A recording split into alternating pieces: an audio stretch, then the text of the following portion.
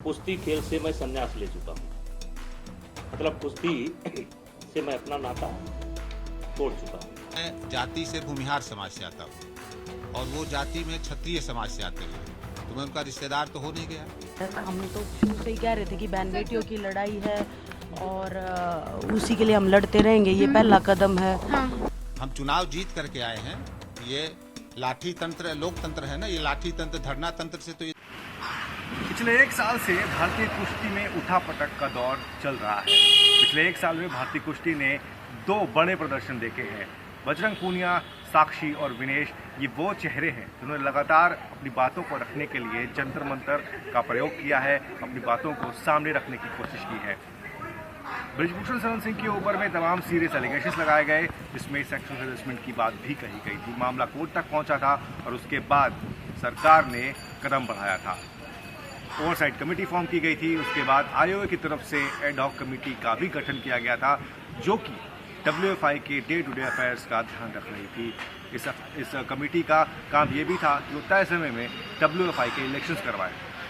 Elections fix किए गए, returning officers को भी अपॉइंट किया गया, लेकिन तय दिन पर ये इलेक्शन नहीं हो पाए क्योंकि हाई कोर्ट ने स्टे लगा दिया, जिसके बाद सुप्रीम कोर्ट के कंसिडरेशन के बाद इलेक्शंस दोबारा से कराए गए। इस इलेक्शन में कुछ बड़े नाम भी उतरे थे। इसमें पहला नाम संजय सिंह का आता है। संजय सिंह ब्रिजभूषण शरण सिंह के करीबी माने जाते हैं और दूसरी तरफ अगर देखें तो रेसलर्स की तरफ से अनीता शेरॉन, जो कि कॉमनवेल्थ की मेडलिस्ट भी हैं, उनको उतारा गया था चुनाव में। लेकिन अनीता शेरॉन की इस चुनाव में हुई हार और संजय सिंह भारी मतों से यहाँ पर जीत गए। इस जीत के साथ ही रेसलर्स ने प्रेस कॉन्फ्रेंस की और साक्षी मलिक, जो कि ओलंपिक की चैंपियन है, उन्होंने रेसलिंग से संन्यास लेने की घोषणा कर दी और अगले ही दिन बजरंग पूनिया ने अपना पद्मश्री अवार्ड लौटाने की बात कही। कोशिश भी की, वो गए भी, लेकिन उस अवार्ड को उन्हें रास्ते में छोड़कर जाना पड़ा, जिसको वापस पुलिस ने अपने पास रखा। इन सब उठापटक के बीच में बड़ा एक डिसीजन आता है स्पोर्ट्स मिनिस्ट्री की तरफ से और डब्ल्यूएफआई को सस्पेंड कर दिया जाता है। इस सस्पेंशन के साथ ही अब सवाल उठने लगे हैं कि क्या भारत की जो रेसलिंग है वो वापस कभी पटरी पर आ पाएगी।